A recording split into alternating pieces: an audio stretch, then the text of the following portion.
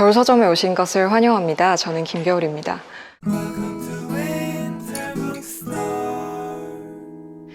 오늘은 서울도서관의 한도서관 한책 읽기 2020 올해의 한 책을 함께 읽어보는 두 번째 시간입니다. 저번 시간에는 서울도서관 함께 살펴보고요. 그리고 첫 번째로 다룬 책인 선량한 차별주의자라는 책 함께 살펴봤었죠. 오늘은 마찬가지로 서울도서관에 이렇게 나와 있는데요. 사실 지금 시민분들이 여기서 책 구경하고 계세요. 그래서 되게 뜬금없이 제가 굉장히 민망하게 유튜브 촬영을 하고 있는데요. 오늘 두 번째로 다룰 책은 아무튼 딱따구리라는 책입니다. 여기 이렇게 스티커 붙어 있는 거 보이시죠?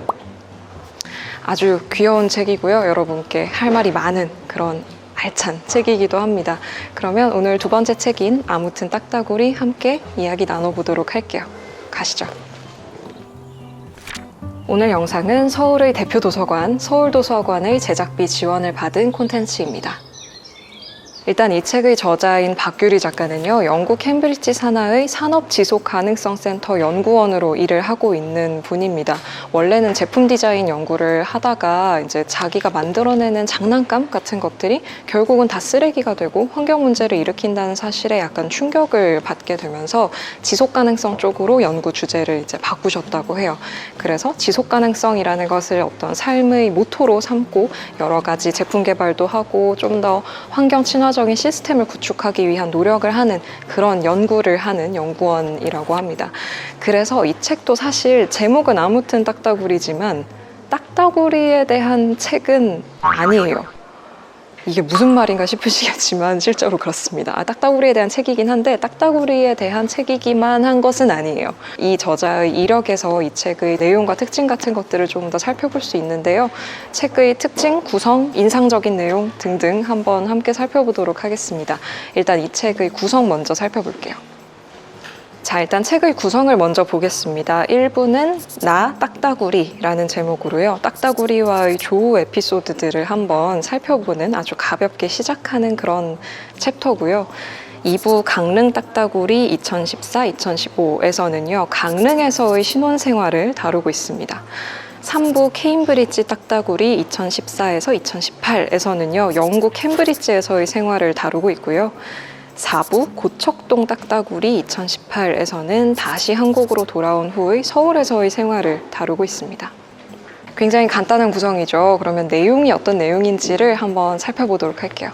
자, 일단 이 책의 내용을 좀 요약을 하자면 제목은 딱따구리이긴 하지만 딱따구리는 조연 정도이고요. 지속 가능성을 가장 큰 테마로 삼고 있는 그런 아주 귀여운 에세이 책입니다. 이 저자 자체가 지속 가능성을 연구하는 연구원이다 보니까 삶의 속속들이 아주 곳곳에서 그 지속 가능성, 환경오염, 또 기후변화 이런 거에 대처하기 위한 여러 가지 실천적인 행동들을 하고 있어요. 그래서 아주 삶에 붙어 있는 이 저자가 뭔가 거창한 추상적인 일을 한다기보다 자신의 삶 속에서 어떻게 그런 것들을 체화해서 실천을 해나가고 있는지를 엿볼 수 있는 삶에 붙어있는 그런 아주 귀여운 에세이입니다. 그렇다고 책이 딱따구리랑 아무 상관이 없는 건 아니고요. 이 책이 전반적으로 이제 딱따구리와의 에피소드들을 매개로 해서 이 저자가 자연에 관심을 갖게 되고 또 자연과 함께 이렇게 호흡하는 그런 에피소드들을 담고 있어요. 그래서 이 책의 시작이 이 저자가 딱따구리와 맺고 있는 아주 특별한 인연에서부터 시작이 됩니다. 이 처음에 프롤로그에 해당하는 그런 부분들을 보면 굉장히 흥미롭고 재미있는 점이 이 저자분이 강릉에서도 살았고 영국 캠브리지에서도 살았고 또 서울 고척동에서도 살았잖아요. 근데 이분이 강릉에 살 때도 집 앞에 딱따구리가 오고 캠브리지에 살 때도 집 근처에 딱따구리가 놀러 오고 심지어 서울 고척동에 사는데도 집 뒤에 창문으로 딱따구리가 보이더라는 거예요. 그래서 뭔가 딱따구리랑 인연이 있나 보다 라는 생각을 하게 되셨다고 합니다. 그래서 1부에서는 딱따구리에게 마음을 빼앗기게 된 계기, 그리고 이 저자가요 본인과 남편을 딱따구리 부부다라고 호칭을 하기도 해요. 그래서 딱따구리와 친해지게 된 계기, 또 본인이 지속 가능성을 연구하게 된 계기 같은 것들을 다루고 있습니다. 좀 귀여운 부분을 하나 읽어드릴게요. 봄날 나무 기둥에 붙어서 타라라락 짧고 굵게 쪼아대고는 잠시 양쪽을 기웃대다가 또 연주를 반복하는 모습이 무척 귀엽다. 이 나무 소리가 아까 나무 소리보다 큰지 아니면 2018년 봄맞이로 새로 개발한 연주법이 마뜩찮아 갸우뚱대는지는 아무도 모른다. 때로는 주택 굴뚝, 쇠파이프, 심지어 우주 로켓의 연료통까지 소리가 잘 울린다 싶으면 뭐든지 쪼아댄다는데, 그렇다면 최고의 소재를 찾기까지 이것저것 두들겨 봤으리라는 상상에 웃음이 나온다.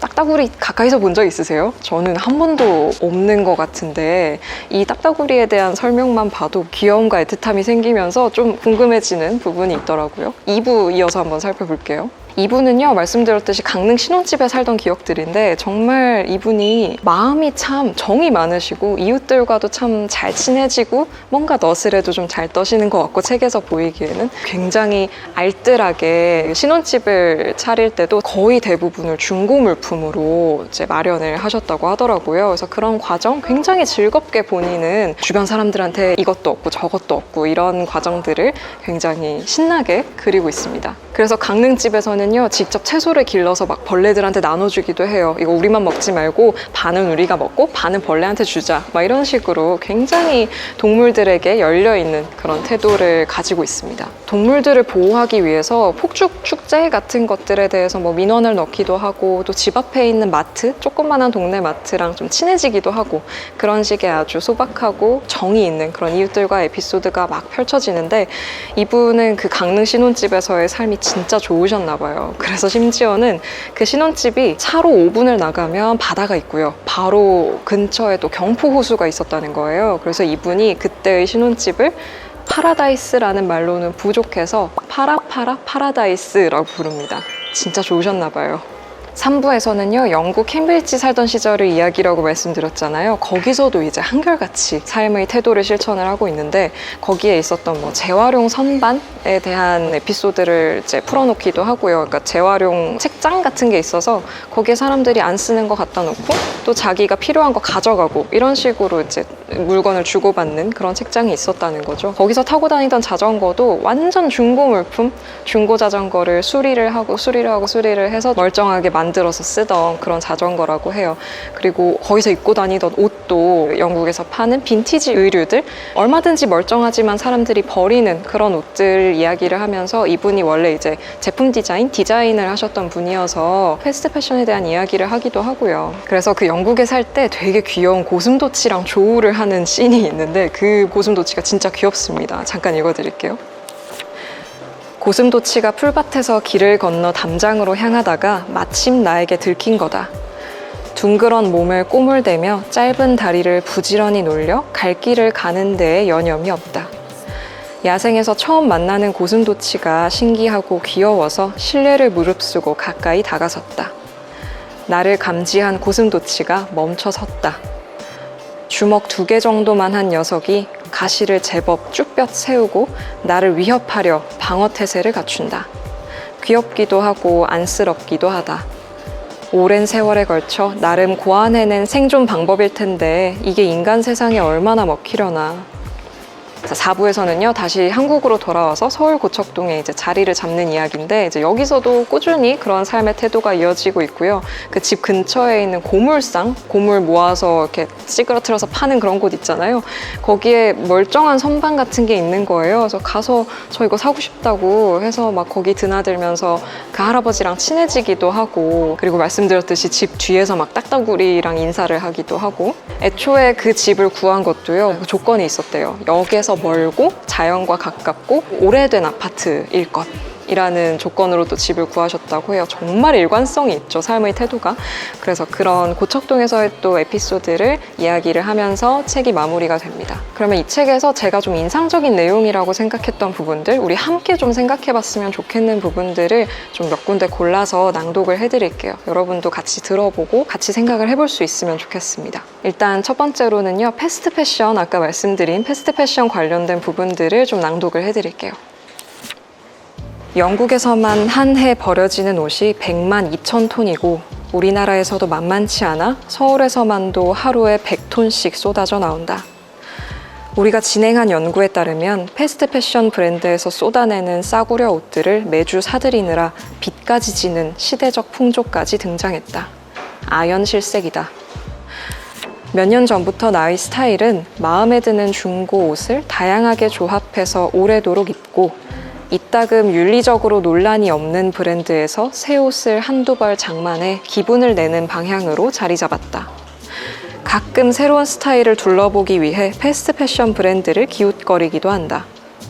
낡아서 옷의 형태가 무너지면 볼품없는 겨울 코트나 위생이 중요한 속옷, 스타킹, 양말 따위 등 중고 가게에서 구하기 어려운 품목을 보러 가기도 하고 반대로 멀쩡한데 실증나서 작별한 윗옷이나 원피스, 아기 옷과 장난감, 귀걸이나 목걸이 따위의 액세서리, 두 번 입기 어려운 파티 드레스는 채러티에서 노리기 적당한 아이템이다. 이렇게 찾으면 가격과 환경 모든 면에서 부담이 적으니 장난스러운 시도도 해볼 수 있다. 브리스톨에서 들른 가게에서는 경찰이 부러웠던 누군가가 직접 만든 가짜 경찰 제복을 구했고 케임브리지에서는 자개 단추가 촘촘히 수놓인 펄킹 스타일의 벨벳 재킷을 구해 학회 발표 때 입었다.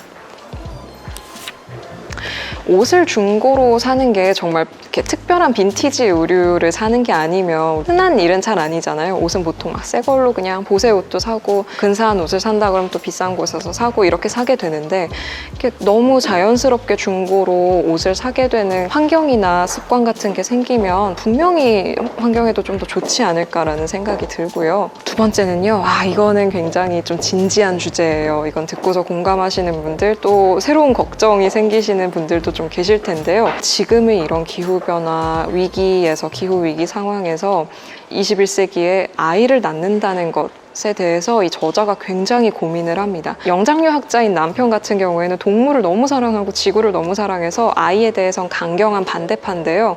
이 저자는 좀 갈팡질팡하는 거죠. 아이를 갖고 싶기도 하고 근데 그게 되게 죄책감이 들기도 하는 굉장히 막 모순적인 마음 상태에 있어요. 그래서 그 부분을 좀 진지하게 고민을 하는 부분이 있는데요. 잠깐 읽어드릴게요. 하루는 기후변화와 지속가능성 포럼에 참석하게 되었다. 청중 질문 시간이 오자 이날따라 이상하게도 그동안 우리 부부 사이에서만 고민하던 아이 문제에 대해 이들의 생각을 묻고 싶은 용기가 났다. 이들이라면 비로소 내 고민을 진지하게 받아들이지 않을까? 손을 번쩍 들었다. 고맙게도 세션의 좌장이던 나의 연구소장 스티브 교수님이 질문할 기회를 주었다. 안녕하세요. 저는 산업지속가능성센터의 연구원 박규리입니다. 지극히 개인적이고 근본적인 질문이 있습니다. 지속가능성을 연구하는 젊은 여자로서 아이를 갖는다는 사실을 스스로 정당화하기가 매우 어렵습니다. 새로운 생명이 태어나서 죽을 때까지 사용하게 될 엄청난 양의 자원과 환경 영향도 문제지만 이 환경 재앙의 시대에 아이가 받을 고통도 두렵습니다. 정해진 답은 없겠지만 여러분의 의견을 듣고 내 질문이 채 끝나기도 전에 환갑을 바라보는 좌장이 먼저 사과부터 하는 진풍경이 벌어졌다. 제가 먼저 당신의 위 세대를 대표해서 사과하고 싶군요. 제가 신혼이던 당시에는 이런 고민을 할 필요가 없었습니다. 그런데 지금은 안 할 수가 없습니다. 미안합니다. 우리 잘못입니다. 자, 마지막으로 낭독해 드릴 부분은요. 정말 중요한 문제고 저도 제 채널에서 여러 번 언급을 했었던 주제이기도 하죠. 기후변화, 기후위기에 관한 곳입니다. 이게 참 그냥 막연하게 저 멀리에서 다가오는 어떤 지금은 신경 안 써도 돼 이러고 그냥 이렇게 막 지내던 위협인데 계절이 바뀔 때마다 이제는 좀 가깝게 뭔가 훅훅 다가오는 게 좀 느껴지시지 않나요? 저는 좀 위기감을 많이 느끼거든요. 부쩍 근 몇 년간 위기감을 좀 심하게 강하게 느끼고 있는데요. 이 부분, 이 기후 위기에 대한 이 저자가 쓴 부분도 한번 읽어보도록 하겠습니다. 미세먼지와 기후변화 문제는 너무 엄청나고 심각해서 무기력하게 눈 감아버리기 쉽다. 재난영화 세트장처럼 뿌옇게 변한 하늘과 매년 신기록을 세우는 이상기후에 한숨을 푹푹 쉬고 쓰레기장에 쌓여가는 비닐봉지에 화가 나지만 환경 문제는 너무나 크고 복잡해서 중국의 손가락질하고 이민을 검색하는 것 외에는 별달리 손쓸 방법이 없어 보인다. 그러나 환경 문제는 근본적으로 우리의 생활 습관과 빈틈없이 연결되어 있다는 점을 뼛속 깊이 이해할 필요가 있다. 미세먼지 때문에 공기청정기를 틀고 무더위에 에어컨을, 강추위에는 난방을 켜는 우리의 행동이 결국은 새로운 먼지를 더 만들어내고 더 많은 온실가스를 뿜어내어 바로 문제의 원인과 결과가 되어버린다. 이 문제를 정부와 과학자들이 고심하고 지구적 차원에서 논의할 때 우리 모두 개인 차원에서 할 일이 분명히 있다. 우리가 일상생활에서 만드는 작은 변화들이 모여 큰 변화를 이끌어낸다는 당연하고도 기본적인 사실을 다시 한번 강조하고 싶다.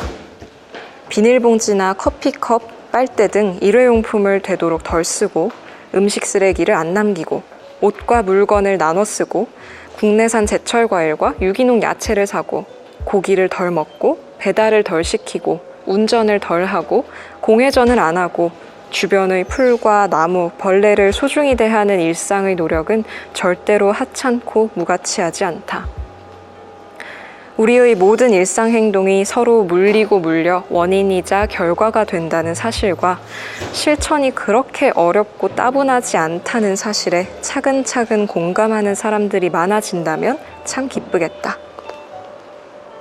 자, 이렇게 낭독까지 한번 골라서 해봤고요. 제 감상 간단히 좀 3가지로 정리해서 말씀을 드릴게요. 일단 감상 첫 번째는요. 딱따구리가 이렇게 귀여운 생물이었나? 라는 걸 좀 새삼스럽게 느끼고 생각하게 된 부분들이 있었어요. 이 딱따구리뿐만이 아니라 이 책에 등장하는 굉장히 다양한 동물들이 있어요. 아까 읽어드린 고슴도치도 있고요. 영국에서 굉장히 속을 썩였던 민달팽이도 있고요. 블랙버드라는 새도 있고요. 정말 다양한 동물들이 이 책에 등장을 하는데 우리는 좀 야생동물들과 조우할 기회가 잘 없잖아요. 그리고 사실 동물원에 가서 만나는 동물들은 좀 그 동물원에 갇혀 있는 동물들이기도 하고 저는 개인적으로 동물원을 유희용으로 만들고 관리하는 것에 반대하는 그런 입장이기도 해요. 그래서 정말 자연 속에 사는 사람이 아니라면 그냥 먹는 가축과 기르는 반려동물? 우리의 생활 반경에서 동물을 생각할 기회가 잘 없는 것 같아요. 알고는 있죠. 생각은 하고 있죠. 지구가 인간의 것이 아니라 동물들과 함께 살아가는 터전이라는 걸 생각은 하지만 책을 읽으면서 다시 한번 그치 동물들이 같이 사는 공간이지라는 생각을 좀 다시금 하게 됐고요. 동물들의 귀여움도 굉장히 생생하게 묘사가 되어 있어서 그런 부분을 인상 깊게 읽었습니다. 감상 두 번째는요. 아무래도 좀 도시에 살고 새 물건을 좀 사서 쓰고 이런 소비에 대한 경각심이 있기는 있지만 충분하지 않은 것 같다는 생각이 좀 들었어요. 조금 더 중고 물품을 사려는 노력도 좀 하고 뭔가 내가 삶에서 실천할 수 있는 것들을 조금 더 찾아서 해야겠다라는 다짐도 다시 한번 할 수 있었습니다. 감상 마지막은요. 사실 이 책을 읽으면서 그런 생각은 좀 들었어요. 이 책이 굉장히 유쾌하고 귀엽고 긍정적이고 너무 해사한 거예요. 저자분이. 그래서 좀 읽으면서 아니 이 사람은 어떻게 이러지? 어떻게 이렇게 늘 긍정적이고 힘이 있고 그럴 수가 있지? 라는 생각을 솔직히 읽으면서 조금 했는데요. 다 읽고 나서 드는 생각은 다시 한번 생각을 해보니까 이 저자분이 지속가능성을 연구하는 여성으로서 영국과 한국을 오가면서 연구를 하고 또 그동안 겪은 일이 얼마나 많겠어요. 이 책에 쓰지 않았을 테지만 녹록지 않은 일들이 분명히 있었을 텐데 왜냐하면 막 뜬금없이 고물상 가서 사겠다고 하면 되게 거부감 느끼는 사람도 있을 수 있잖아요. 뭔가 항상 환대만 받고 환영만 받은 게 분명히 아니었을 텐데 그래도 책을 이렇게 썼다는 것 자체가 이 저자의 태도, 이 저자의 어떤 긍정적인 에너지 그럼에도 불구하고 해보려는 태도 같은 걸 보여주는 것 같아서 책을 다 읽고 나서 좀 돌아서서 생각을 했을 때는 이 사람이 참 대단하다. 참 진심이구나 이런 생각도 조금 책을 읽고 난 후에 다시 한번 하게 됐습니다. 오늘 영상은 서울의 대표 도서관, 서울도서관의 제작비 지원을 받은 콘텐츠입니다. 자, 이렇게 해서요. 오늘은 서울도서관 한도서관 한 책 읽기 2020 올해의 한 책 중에 성인도서 3권 중에 두 번째 책 아무튼 딱따구리로 함께 이야기 나눠봤습니다. 굉장히 귀여운 책이니까요. 귀엽다는 말을 오늘 몇 번 했을까요? 아시는 분 한번 퀴즈 맞춰보세요. 또 읽고서 주변 사람들과 토론 같은 걸 할 수 있으면 더 좋을 것 같고요. 그럴 수 있는 상황이 아니시라면 댓글로 책에 대한 기대평과 감상 함께 나누면서 조금 더 생각을 확장해 보았으면 좋겠습니다. 오늘 시리즈 영상 두 번째 영상 여기까지 하도록 하고요. 서울도서관 한도서관 한 책 읽기 마지막 편에서 뵙도록 하겠습니다. 오늘 영상은 이 정도로 마무리할게요. 오늘도 와주셔서 감사합니다. 또 오세요. 안녕. 서울도서관입니다.